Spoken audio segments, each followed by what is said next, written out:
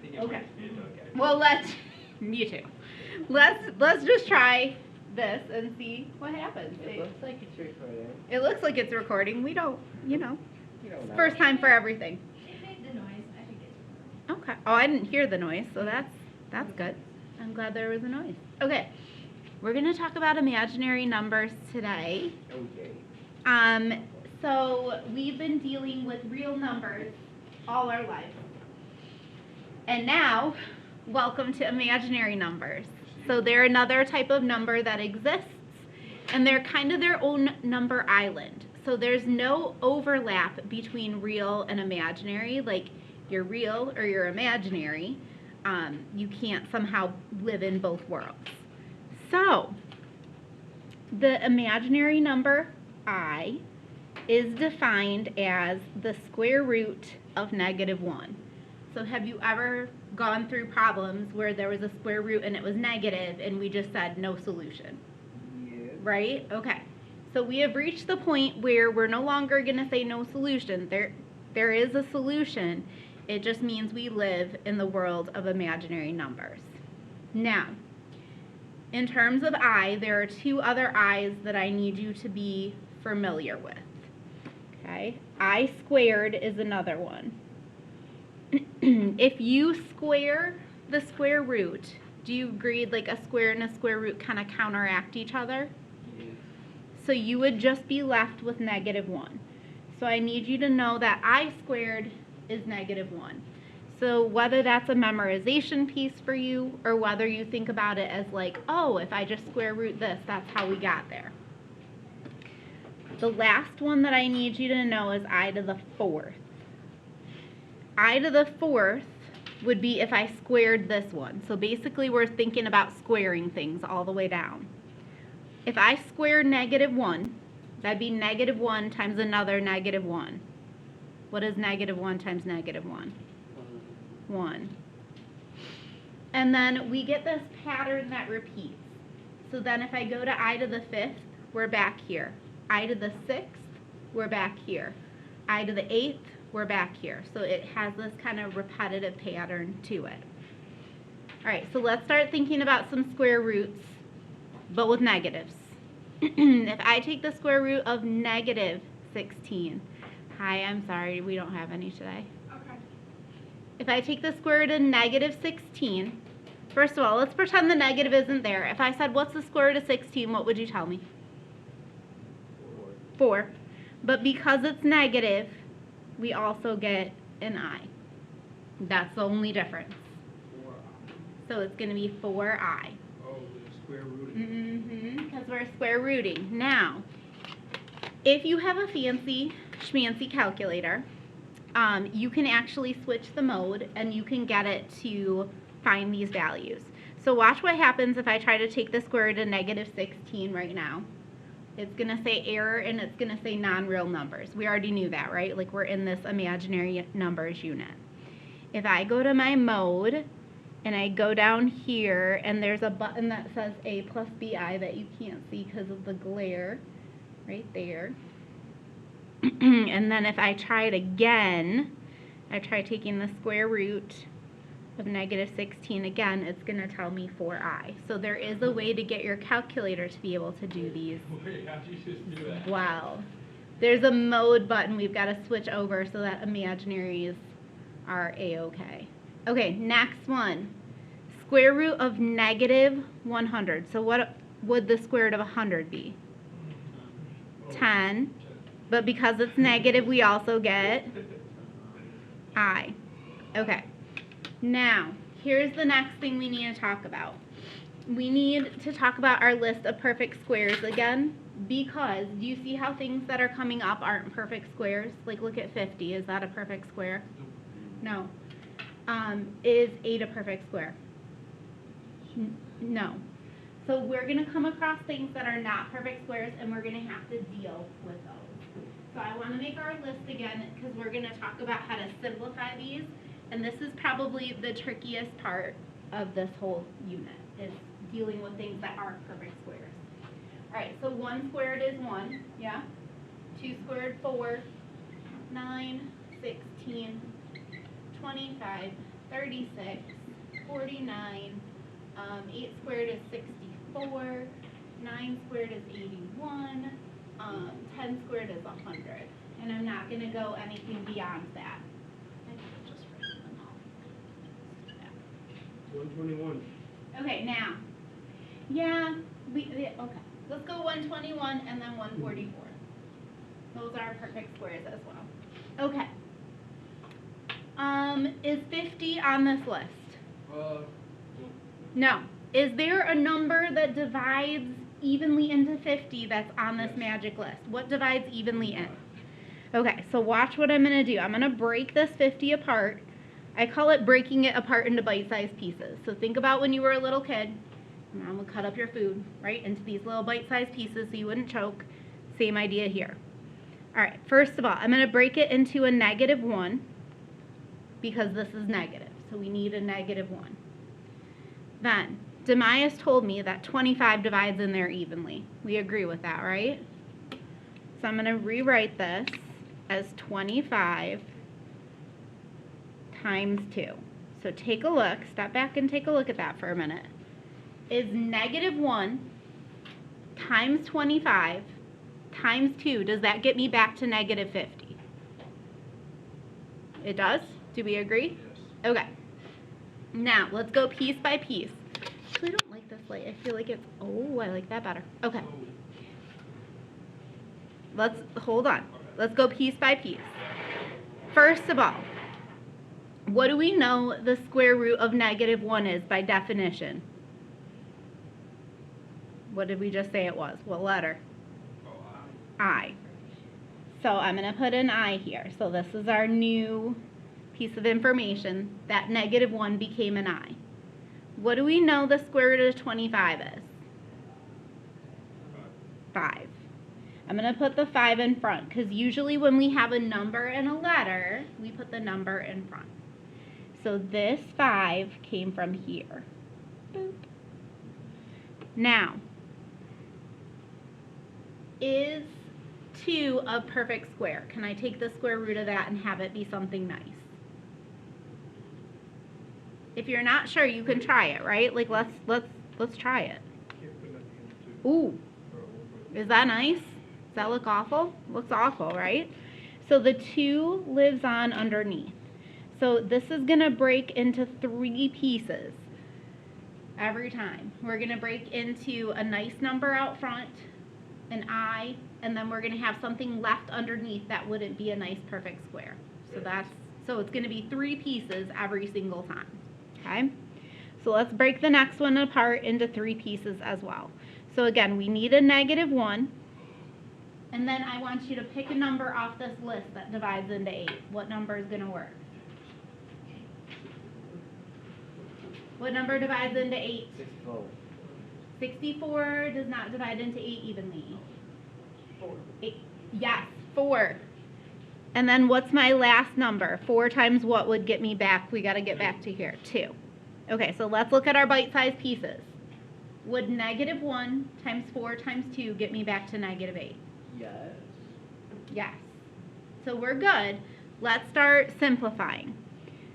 What is the square root of -1 by definition? What did we just call it? I. So there's my I. Then the 2 is going to go in front of it. What do we know the square root of 4 is? 2. So there's that 2. And then this 2 isn't going to be a nice square root, is it? Nope. So it's just going to stay underneath. And again, if it helps, you can see I'm kind of drawing arrows. To me, it helps to have that road map so I know where everything came from. If that makes you more confused to have all those arrows on your paper, then you don't need to put them. But for me, it kind of helps me tell where everything came from. All right, let's break apart 300 next. All right, so we need a -1. That's always the first thing I write down. Take a look at your list. What divides into 300 that's on the list? None. Oh, stop. There's something. Oh, wait. Oh. 100. Warmer, warmer, warmer. 100. Okay. And then 100 times what would get me to 300? 3. Alright, so let's start with square root of negative 1. What did we say that was? I. What do we know the square root of 100 is? 10. 10. Good morning. And then, can the square root of 3 come out nice? No. No, it's ugly. So we're just going to leave it living under its little square root house. And it's just going to be right here. Again, if the arrows are bothering you, don't use them. Alright, we got one more of those. Ready? I'm going to show you one other thing today, which is almost the exact same thing that we're doing right now. Alright, this one. Try breaking it apart yourself. We've already done 5. So you try this one on your own. I'm going to pull off the screen. Okay, so you're trying the square root of negative 75. Break it apart into 3 pieces. I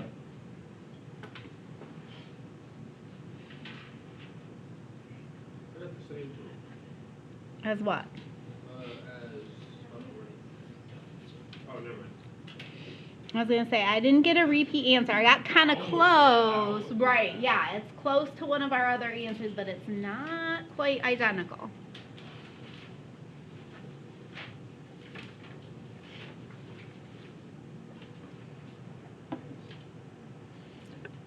Okay. So you're breaking it apart into 3 bite-sized pieces, and then you should get 3 things from that. Okay, I'm going to move mine back into the screen. Take a look. How'd we do? Did we do okay? So the negative 1 became my I. The square root of 25 became the 5. And then the root 3 was ugly, so it lived underneath. Okay, so now we can use this process to help us solve square roots. First of all, let's remind ourselves how to solve equations. We need to use opposite operations.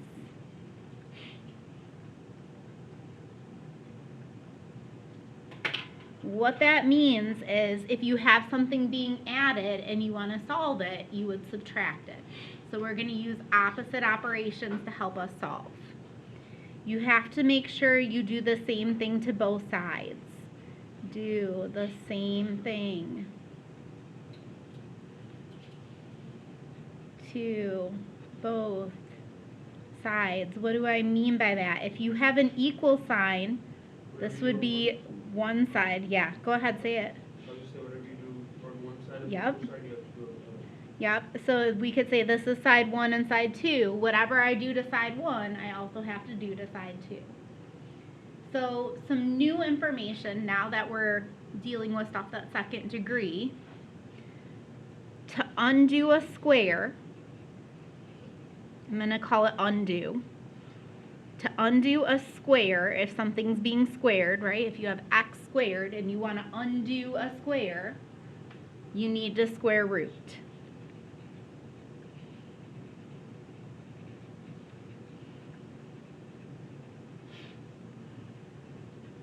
And so remember, that's this symbol right here. So we're going to use the square root in our process to help us solve now. All right, so there are 2 examples here, and then there's 2 more hiding on the next page. So we've got 4 more examples, and then we'll do some more practice. Thank you. All right, let's start with part A. Ooh, I want to say one more thing up here. Let's also say that a solving reminder is that we want to isolate the variable. That's another thing we talk about a lot. What does it mean to isolate something? Put it by itself. Yeah, we want the variable all by itself.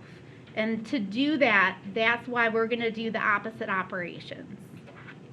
Okay. So let's start getting x by itself. How could I get rid of the 98? Subtract it. Yeah, let's subtract over the 98 so we can help start solving. So 98 is gone. 2 times, I'm going to write it like this for a moment. 2 times x squared equals negative 98. Okay. Hold on. We gotta write it like that too? You don't have to. if 2 is being multiplied by x squared, how can I get rid of the 2? Divide. So I'm going to divide next. So notice that the last thing I'm dealing with, so this is going to be negative 49. If you don't know that off the top of your head, you can use a calculator. The last thing I deal with is the square. So what did I just say we had to do to get rid of a square? Square. The square root's going to counteract it. Wait, oh, yeah, okay. Yeah, it's like it's kryptonite. Like we got to counteract the square. How do we do that with a square root? All right, I'm going to move up here because I'm running low on space. The square root of x squared is x. Leave me some space. I heard Demaya say 7. Because it's negative, what else do I need though? Negative. What letter were we getting? Wait, I. What's been the letter of the day? I. Feel like it's Sesame Street in here. What's the letter of the day, people? It's I. Now, here's the last thing I want to talk about before we say this is our final answer. So hold on, I want you to think about something. Let me grab a Post-it note. Let's say you were solving x squared equals 9. I want you to think about something. Could 3 be a solution? Would 3 squared equal 9? Yes. Okay. Think about one other number for me. Would negative 3 squared be a solution? Negative 3 times negative 3. Would that also give me 9? Yes. So when we square root to solve, we get this funny symbol that you may not have seen before that pops up out front, and it looks like this. And it says that either the positive or the negative version could work because of the square. So we need that component as well. So we're going to box that whole thing in. That's our answer. Okay, so we're going to try another one. It's going to be similar steps every time as the good news. Okay, let's get rid of the 300 first. So notice that I'm dealing with whatever is being added or subtracted first. So keep those steps consistent. How can I get rid of the 300? Move it to subtract. So I'm going to subtract this to the other side. After you subtract both, you drop down the 3x and then you divide it by 300. Yes. Yes. Okay, so take a look at what we got. I subtracted over the 300. And then the next thing we said to do is we want to get rid of the 3. Since it's being multiplied, we're going to go ahead and divide. What is 3 divided by 3? It's just 1, right? So I get x squared equals, what is this going to give me? Negative 100. After that, you square root it. After that, we square root it. And I got 10. Or, yeah, 10. Okay. 10i. 10i. I almost love that answer. Oh, darn I almost it. Wait, love I it. have to put that symbol? It has to be there Oh, every single time goodness. because there are 2 solutions and it's kind of like you're ignoring one of the We solutions. don't need negatives in our life anyway. We don't have to. I agree. Like if we want to talk theoretically, yes, negatives in your life are bad. But here we have to account for all the solutions and those include negatives. We're going to try 2 more of these to make sure we've got it. So flip over your paper when you're ready. There are 2 more of these hiding on the next page.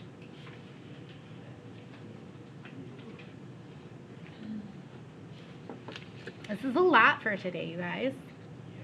You're doing a very good job. Okay. I actually don't like part D. Let's just do part C and stop. Okay.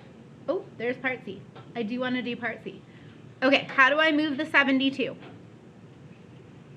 It's a plus, so I should what?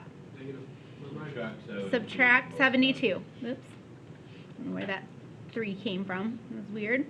Subtract 72 from both sides. 2x squared equals negative 72. Okay, getting closer. Then how can I get rid of the times 2? Divide. Divide by 2. X squared equals negative 36. And again, if you're like, how are you coming up with these answers? It's too early. Remember, you can use a calculator if you don't know off the top of your head what that would be. Okay, how can I undo the square? Not, undo the square, not divide, but what's that symbol? Square root. I'm going to square root each side. So we get x equals, what sign do I have to put out front that we just learned about? Plus or minus. What do we know the square root of 36 is? But because it was negative, I also need the letter I. Wait, so the negative, you need that letter I? The negative gets the letter I every single time when you square root. Okay, so by definition, our imaginary number is the square root of -1. So anytime you square root something negative, you get an I. Yeah, D's dumb. Okay, so these are our 2 types of problems for today. We're going to see 2 other types tomorrow. Oh, we're not, oh. We're done for today. We're done for today. I don't. Well, I-